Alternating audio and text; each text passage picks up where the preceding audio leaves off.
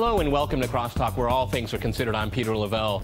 America's foreign policy elite appears to have no idea what it's doing. We're told Obama wants to obliterate the Islamic State using air power, but without helping Iran or Assad or alienating Sunnis. Talk about squaring a circle. What could possibly go wrong?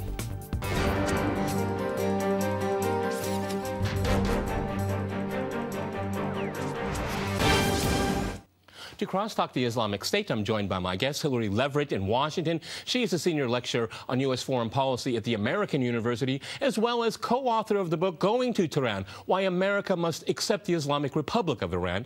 In New York, we have Stephen Schlesinger. He is a fellow at the Century Foundation and author of Active Creation about the establishment of the United Nations. And in London, we cross to Masume Torfe. She is a research associate at LSE and until recently, UN Director of Communications in Kabul. All right, CrossTalk rules. In fact, that means you can jump in anytime you want, and I very much encourage it. Hillary, if I can go to you, how do you have a policy to destroy the Islamic State, not encourage Assad, not encourage the Iranians, and not really annoy too many Sunni? I mean, I find it really quite remarkable. I don't know. This is like a puzzle, and I don't know what the reward should be if you can solve it, because it's unsolvable.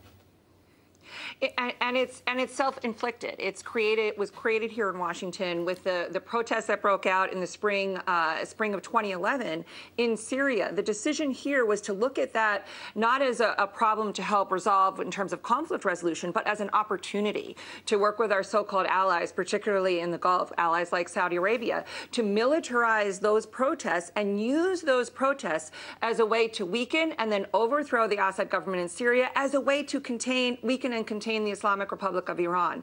That was a strategy that was even publicly briefed here in Washington. It ran in the New York Times. Yeah. So it's a strategy created here, and then of course it didn't work, and we're looking at the incoherence and failure as a result. Well, Stephen, I mean, what Hillary just said there, the plan to destabilize and overthrow the government in Syria it's quite easy to understand. Okay, that's typical U.S. regime change. But what Obama is attempting to do, and oh, by the way, it will be the next administration that will finish off the job. It doesn't make any sense to me. Does it make any sense to you?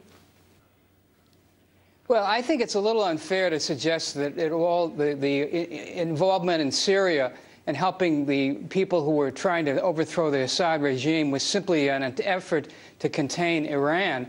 I think it was a genuine feeling that Assad was a dictator who was ruthless, and people wanted him overthrown the way other countries had in the enthusiasm about the Arab Spring, that this would be another change towards democracy. Obviously, it hasn't worked out that way, but I don't think it's totally fair to say it was all because of our desire to contain Iran.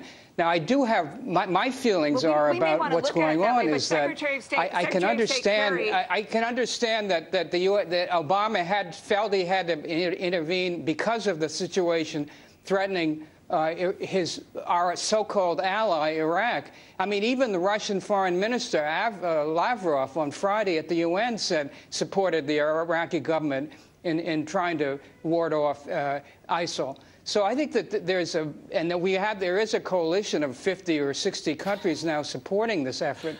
I don't think it's simply, I think my problem with the whole effort is I don't see what the end game is, and I think that's the most troubling part of the situation. Hillary, you wanted to jump in there real quick before we go to London. Go ahead.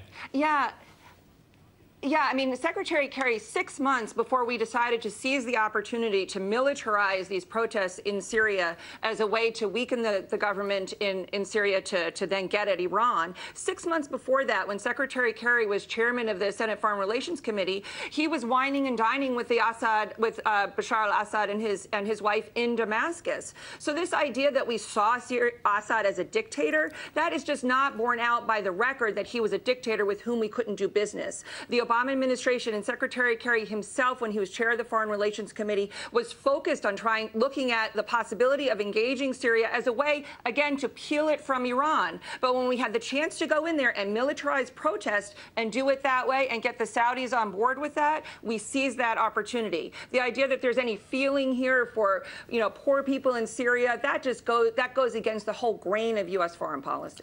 Masume, in London, how do you see the come on, that's let me go to our our guest in London. Well, come on, you guys. Let me go to our guest in London, and then we can do all the cross-talking we want, okay?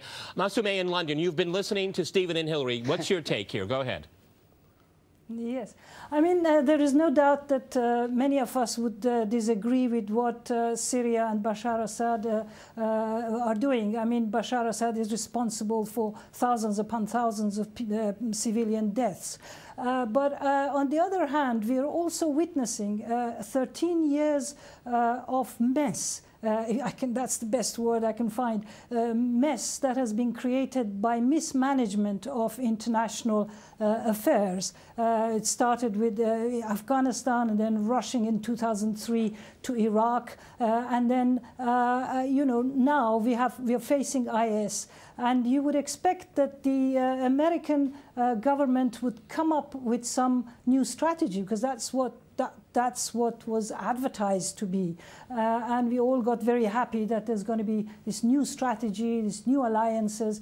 But we get a speech from the president, from President Obama, which doesn't give us anything new, any new angles, any new alliances. And it's working with the old partners, old alliances, and still enmity towards the old enemies, such as Iran and Syria. I think the clever thing would have been to think bigger and to think of bringing on new powers who would be able to resolve, who have good connections. I mean, you cannot just bomb Iraq or Syria without having some kind of support from Iran and Russia. These two are absolutely we'll talk key about the as outside powers in a second here, in the second half of the program. Hillary, you know, we keep hearing about these mythical moderates, and I'm looking at, you know, what happened in Iraq. They spent tens of billions of dollars training this army and security forces, and then they just disappeared. So we're going to try to do it in Syria now. The same thing. I don't get it. And in particular, in Iraq, with the surge, the most praised surge in our policy in Iraq, we not only trained up the Iraqi military, but we in particular armed, trained, and funded 80,000 Sunni Muslim militants that we called tribal militias in Iraq, to at the time try to contain the precursor of ISIS, the Al-Qaeda in Iraq.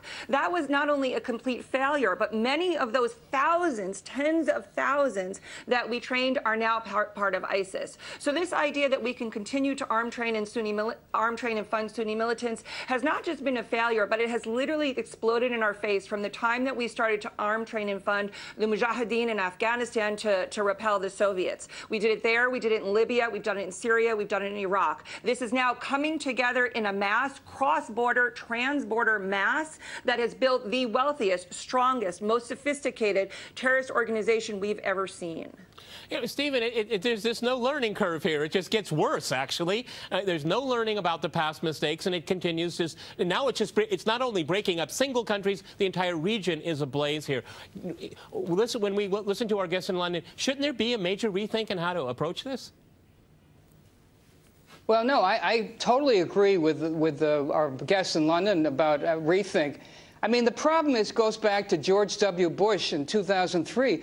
I was adamantly opposed to the intervention of the U.S. in Iraq. I mean, without any UN authorization, totally unilaterally, it was absolutely a total disaster. And we're now suffering from the consequences of that horrible decision by the U.S. government and George Bush. But right now we have to deal with the reality of the damage created by that decision. And I don't think there's any easy answer. I'm very discontented by the fact that the U.S. is bombing at this point to prevent ISIL from taking over. I mean, once again, it looks like it's the Christians versus the Muslims, which has been so damaging in the past to the U.S. involvement in the Middle East. But on the other hand, what else do you have to do? I mean, you know, it's nice to. The idea of bring the Iranians and the Russians in. The Russians are not about to put any troops in there. The Iranians are not about to put any troops in there. The only troops we're going to get are the Iraqis and maybe these so-called moderates. But honestly, I don't really see what other alternative. Did you want to let the ISIL take over Iraq? No. There are plenty of options here. There are plenty of options. I left the Bush administration.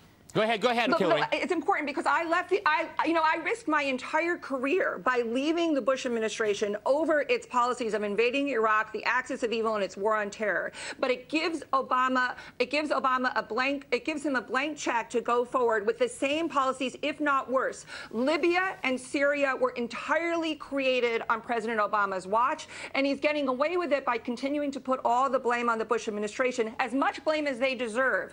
But it was President Obama's strategic failure, his decision to go into, to abuse the UN authorization to effect regime change, bloody regime change in Libya, and then to militarize these protests in Syria. We have to take responsibility for that failure and now go forward instead of trying to try to piece together these irreconcilable pieces by making a quid pro quo with the Saudis, for example, that in exchange for their help in defeating an ISIS, in which they helped create, we're going to take out Assad. That is not just incoherent, that's going to be disastrous. Well, let me just interject here. I think you ought to also address the fact that the Obama administration did try to get a political deal in Geneva with Syria. It wasn't totally dismissive of trying to work out some settlement.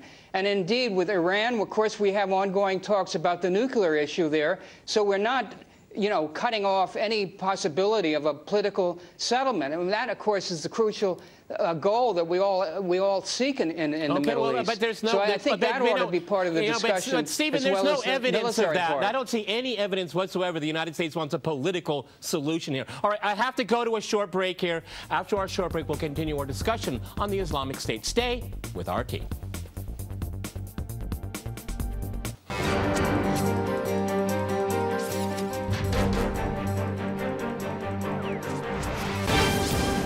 Okay, I'd like to go to Masume in London. I think there are some opportunities and some strategies that haven't been thought about could actually be applied here. You wrote an article recently about Iran's possible involvement in solving this crisis in the Middle East, most recent one here. If and I'd like to ask all of my guests this, and if ISIS is the meanest, the baddest, the worstest, blah, blah, blah, on and on and on, then it should take some imaginative thinking from the major powers of the world to get together, settle some of their differences, or at least put them aside a little bit. And I'm talking about Saudi Arabia, I'm talking about Iran, the United States, other countries, to step up, because what has happened in the past has been one failure after another. So I'd like to ask my guests in London, what about a grand configuration to put an end to this ridiculously horrific organization? Grand configuration is precisely what we need, actually, and my article was really not just about Iran, but it was about that grand configuration. I think it's no good to go on with the old narratives, and when you listen to politicians, they're the same narrative. I mean, it's just, we have to destroy, we have to destroy, we have to create more new groups to fight the old groups.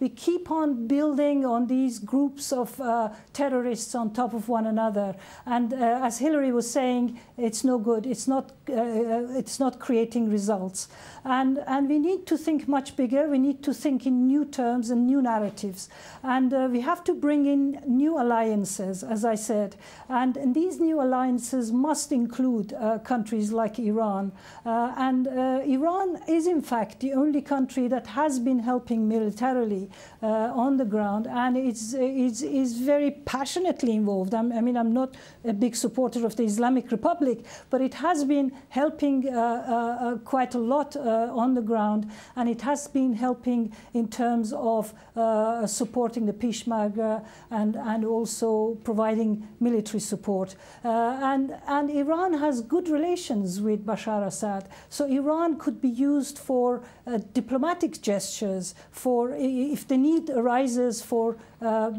striking in Syria. It's much easier to do it through cooperation and understanding rather than just hitting targets that are not known. Iran doesn't want to be involved in any way in a US-led military action in the region, but Iran does like to be considered as an important, powerful regional operator. All right, let me go to Hillary on that. Hillary, that's common sense. What we just heard was common sense. Okay, go ahead. Would you like to react? It is, and one of the reasons why I wrote my book, Going to Tehran, was that I think that Iran is critically important to every one of to resolving every one of the current conflicts that we see that are so pressing on the international stage that go on in the Middle East, whether it's in Iraq, whether it's in Afghanistan, in Syria, in all of these places, Iran is absolutely central. But unfortunately, because of the continued path that U.S. foreign policy has taken, I'm not sure that at this point the government in Iran, that strategists in Iran, see it in their interest to join up with the United States as the United States is increasingly militarized these various protests and is bombing now, continuing to bomb not only military targets but civilian populations. It's now being perceived and talked about by Sunni clerics across the Muslim world as an American war on Islam. Yeah. I'm not sure that Iran wants to join that on the side of the United States that appears like it's taking the side of minorities in the Middle East. That's a very dangerous path for Iran to join up to, and I think one of the reasons why you've seen the supreme leader in Iran put a bit of a quash on any Iranian participation in this kind of coalition. It's not only the narrative here in Washington that we don't think it's appropriate for Iran to come because they're not as well behaved as they should be in terms of the U.S. Foreign policy agenda. The Iranians themselves, even though they see ISIS as a threat, they have their own strategy, which is working for them. It's a long-term strategy. Teaming up with the United States in a war against Sunni Islam could be disastrous for Iran, and I don't think they're going to jump at that opportunity. A very interesting point. Stephen, you want to jump in and react to any of this? Let me go to Stephen here in New York. Go ahead. Yeah, I want to tell you that I was at a private meeting with the foreign minister of Iran last week here when he was here for the UN session, and he was asked directly, are you upset that the U.S. has not included you in the coalition against ISIL? He said, listen, we have too many other issues to deal with the U.S. We're focusing on the talks about the nuclear issue. That's our main concern right now. Obviously, you know, we want to defeat ISIL, but right now our most important issue, our dealings with the U.S. is over the resolution of this whole nuclear issue. So I think, you know, the two speakers are correct that Iran does not, at this point, really care one way or the other about getting involved in this coalition. I will say, though, that the fact that, you know, maybe 60 nations supporting this coalition that the U.S. has assembled, maybe it's paper thin, but the fact is that you do have 60 nations who seem to believe that what the U.S. is doing to try to defeat ISIL is a legitimate effort on the part of the world community to get rid of a scourge. Go ahead, Hillary.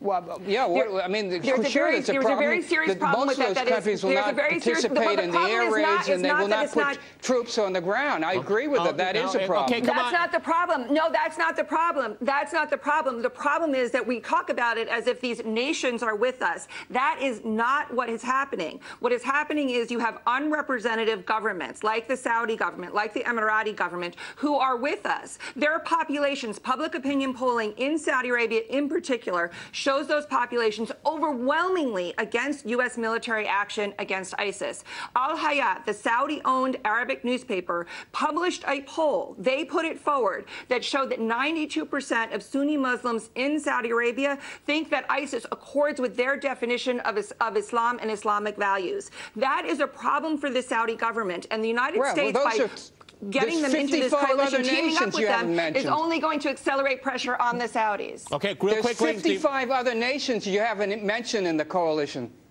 Okay. So, I mean, if you don't mention the other 55 nations, you're going to focus on Saudi Arabia. Hang on. Everybody hang on. I'm sure Australia's contribution will tip the scales here. Let's go back to London here. You wanted to jump in. Go ahead. Yes, I just wanted to say that that is why we need to have new alliances. I mean, Iran and Saudi Arabia have been one of the main causes of the creation of ISIS and lots of other little terrorist organizations, because they are in fierce rivalry about Sunnism and Shiism.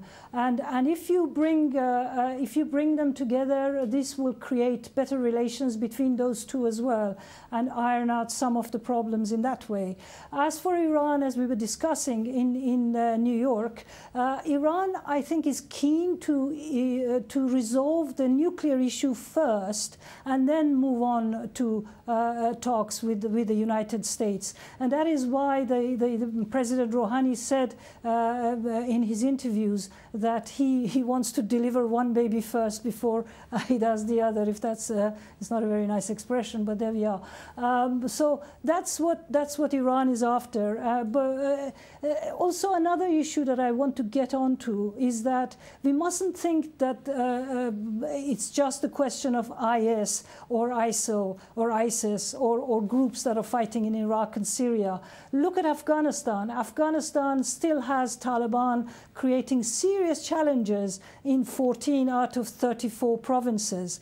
And in one of the provinces, Ghazni province, ISIL or ISIS is actually moved in, according to reports that were published 2 days ago. So they are spreading their wings. This must go beyond coalitions in the region and with Arab nations and with Sunni Arab countries. It needs to go beyond that. It needs to look to other countries even wider than the region. You know, Hillary, it's very interesting. I was trained as a historian. I was trained as a historian. Hang on. I'm going to Hillary. Hillary, I was trained as a historian and a modern European history, and I'm very well aware how when the Ottoman Empire collapsed, the European powers redrew the map of the Middle East. And ISIS wants to destroy that. It made a big public announcement about that. But you know, the United States and its coalition of the willing, they're doing exactly the same thing. They're destroying borders, ignoring sovereignty, bombing civilians under conditions that are illegal under international law by any definition whatsoever. I mean, how can people in the region condemn ISIS when the outside powers delegitimize every single value they claim to stand up for?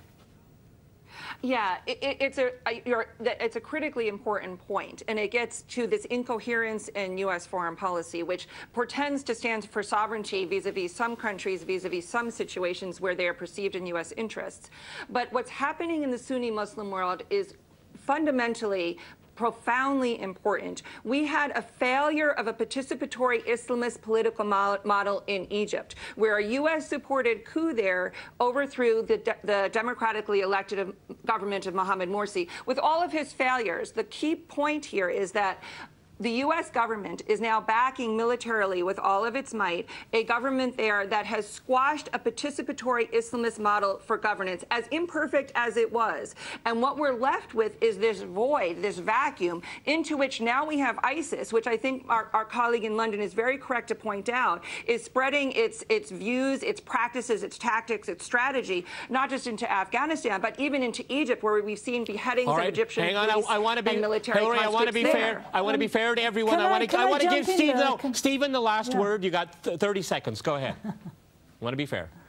Okay. Well, first of all, I think if you talk to the Egyptian military government, they would not have said that the U.S. participated in overthrowing the Morsi government. In fact, they thought we supported it too far and at too great length.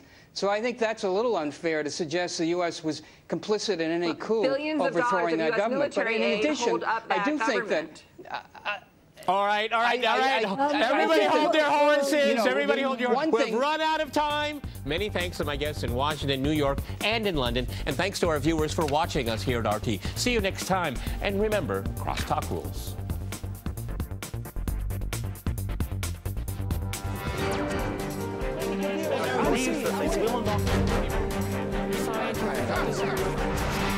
I love you.